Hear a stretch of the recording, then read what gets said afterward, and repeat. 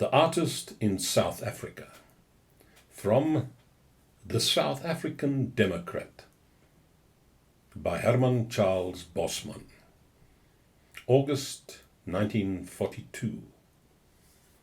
Podcast read by Archie Henderson. The person who knows least about the earth he walks is the farmer who grows mealies on it.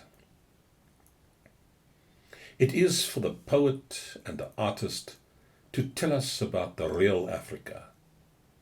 Instead, this office is being usurped by the economist, the archaeologist, the historian, the man of religion, the ethnologist. In fact, by everybody except the poet and the painter. In this respect, Africa is suffering the same tragic fate which has, to an extent, befallen the ancient world. Rome and Greece have been ruined by the researches and interpretations of scholarship. The spirit of Rome and Greece has always been alive and warm, hysterical even. The museum pieces have been the professors. Africa is the genius among the continents, untamed and old in civilization, as is all genius. To talk of Johannesburg as a new city, as a mushroom growth, is to be unpardonably superficial.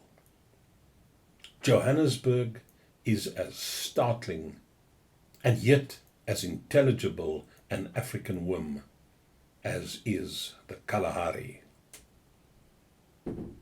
If the buildings in Eloff Street appear, at first sight, to deny this truth, the mine dumps do not bother to deny anything. The mine dumps are no less authentic an expression of Africa than are the pyramids, and they are more of a mystery than the pyramids. The mine dumps have no entrance. During the past 3 centuries, South Africa has been extensively settled by foreigners from Europe. But this circumstance should not be given undue importance. Africa has had barbarians before. What is of significance is that we can all learn, and Africa has much to teach us, of thought that is created in sand and ceremony, and that life is an ancient ritual. Irma Stern's Congo Paintings, from Common Sense, by Herman Charles Bosman, December 1942.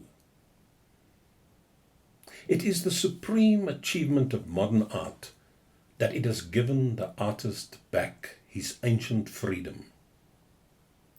Not the freedom to paint, because this is of questionable value anyway, but the freedom to do what he likes, and it remains art, and only then is it art.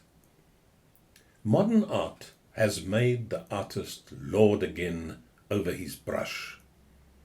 It has re-established the age-old truth that an artist is a person who does something or nothing, and that these created or uncreated things exist in the world because of the artist.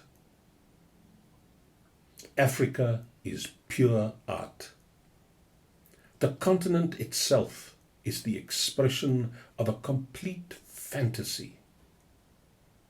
It seems better to me that Africa should express her art in magic, in dancing and in music, in painting and in blood, and in nothing, and that African art should continue in its purest forms, the blossomings of witchery, rather than that it should be given expression in the form of cities and roads, and industries.